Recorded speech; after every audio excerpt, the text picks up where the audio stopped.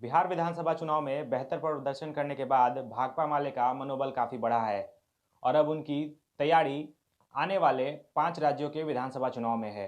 आपको बता दें कि आगामी 5 राज्यों में होने वाले विधानसभा चुनाव के लिए भाकपा माले अभी से रणनीति तैयार कर रहा है और कहाँ कितने उम्मीदवार लड़ेंगे इसकी भी तैयारी कर ली गई है। ज़रूर कुछ इलाके में असम में जो एक गठबंधन बना है, हम उस गठबंधन के साथ है और उसी गठबंधन के तहत वहाँ बेहाली सोनीतपुर ज़िले में चाय बागान का इलाका है। वहाँ से हमारे चाय बागान के मजदूर नेता कॉमरेड विवेक दास चुनाव लड़ रहे हैं।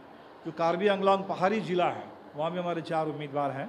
उम्मीद है कि असम में बेहतर प्रदर्शन रहेगा। पश्चिम बंगाल में 12 उम्मीदवार हैं और तमिलनाडु में भी 12 उम्मीदवार हैं। इन राज्यों में हमें कभी भी चुनाव में सफलता नहीं मिली है, लेकिन इस बार ज़रूर उम्मीद है कि चुनाव में हम लोग आगे बढ़ेंगे और हर जगह भारतीय जनता पार्टी के खिलाफ एक निर्णायक मुहिम हम चला रहे हैं। लोगों से अपील कर रहे हैं कि जो भाजपा किसान विरोधी है, जो भाजपा देश को बेचने में लगी हुई है, जो भाजपा महंगाई बढ़ा रही है, निजीकरण थोप रही है देश में, तो उस भारतीय जनता पार्टी को और मौका ना मिले। भारतीय जनता पार्टी के खिलाफ निर्णायक जनादेश जैसे बिहार में दिया था लोगों ने, थोड़ी कमी रह गई थी, लेकिन बिहार की कमी बंगाल, तमिलनाडु, असम के लोग पूरा कर देंगे, ये भरोसा है। ये सभी राज्यों में शायद स्थिति एक जैसी नहीं है, अलग अलग राज्य में अलग अलग स्थिति है, तो स्थिति के मुताबिक गठबंधन बन रहे हैं। लेकिन एक बात ज़रूर है कि भाजपा के खिलाफ लोगों में अब ज़बरदस्त एक जागरूकता पूरे देश में फैल गई है।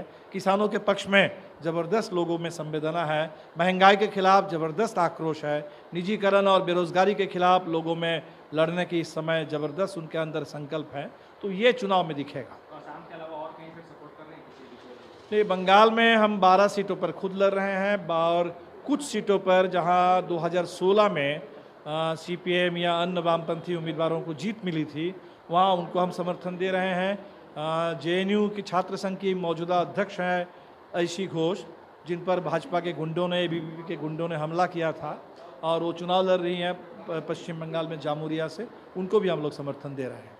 और जहां समर्थन नहीं दे रहे हैं किन्हीं को, वहां जनता से अपील कर रहे हैं कि भाजपा को हराने के लिए, भाजपा की हार सुनिश्चित करने के लिए जो सबसे मजबूत कैंडिडेट दिखे उनको लोग वोट करें।